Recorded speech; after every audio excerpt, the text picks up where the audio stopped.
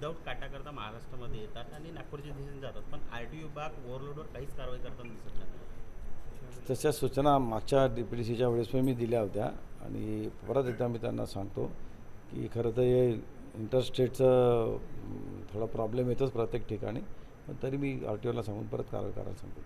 SPची team जाऊन तुमसरला वाळूघाटावर कारवाई करते. सीमेवर पावनथडी नदी आहे आणि पावनथडीचं पात्र 2 स्टेटनी विभागलेलं आहे महसूल प्रशासनाने. महाराष्ट्रामध्ये वाळू उपसा तिकडचा बंद आहे, मात्र मध्य प्रदेशमध्ये वाळू उपसा होतो.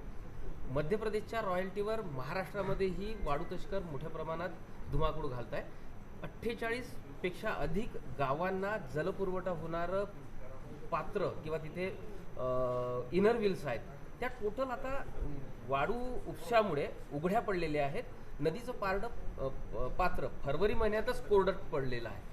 वाळू माफियांवर अजूनपर्यंत अगदी कारवाई होत नाही. खरी काय गोष्ट आहे प्रशासनानं- तुमची म्हणणं, ही गोष्ट खरं आहे. इंटरस्टेट ज्या आत्ताच मी सांगितलं वाळूचं ट्रान्सफर जी होत असते त्याच्या अनेक अडचणी येत आहे, पण आता आपलं वाळूचं नवीन धोरण आदरणीय महसूल मंत्री तयार करत आहे, त्याच्यामध्ये या गोष्टीचा सगळा समावेश केला जाणार आहे. ही गोष्ट खरी की ते झिरो रॉयल्टीचं पास घेऊन काही करण्याचा प्रयत्न करता, ही वास्तविकता मागच्या वेळेस माझ्या निदर्शनास आली. पण आता नवीन वाळू धोरणामध्ये या सगळ्या गोष्टीचा उहापोह करून एक चांगलं वाळू धोरण आदरणीय महसूल मंत्री आणतात. आता सर या का पुण्यामध्ये काल मोठी घटना घडली, आरोपी अद्यापही अटकेत नाही, काय सांगाल? असं म्हणता येत नाही आहे. एखादी घटना घडली म्हणून महिला सुरक्षित नाही असं नाही आहे. असं तर देशामध्ये म्हणाल तर घटना या घडतच असतात, कारवाई त्याच्याजवळ सातत्याने चालू असते. महिला असो की पुरुष असो, प्रत्येकजण सुरक्षित राहायला पाहिजे. फक्त महिला सुरक्षित राहायला पाहिजे आणि पुरुष नको असं नाही आहे. सगळे सुरक्षित राहिले पाहिजे या दृष्टीने कुठलंही शासन असो हे प्रयत्नच करत असते.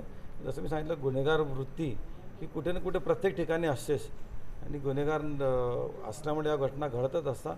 त्याच्यावर कारवाई करण्याचं काम मात्र शासन हे कायम करतच असतं. थँक्यू. किती कामे पूर्ण झाली? जलजीवनचा आढावा घेतला मी. जवळपास 600च्या वर कामं होती जलजीवनची. 301 कामं प्रगतीपथावर आहे. 391 कामं जवळपास कंप्लीट झाली आहे. या मंथ एंडपर्यंत 80 कामं कंप्लीट होऊन जातील.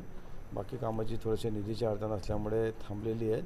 या अधिवेशनच्या दरम्यान निधी येऊन जाईल आणि त्या कामालाही सुरुवात होईल.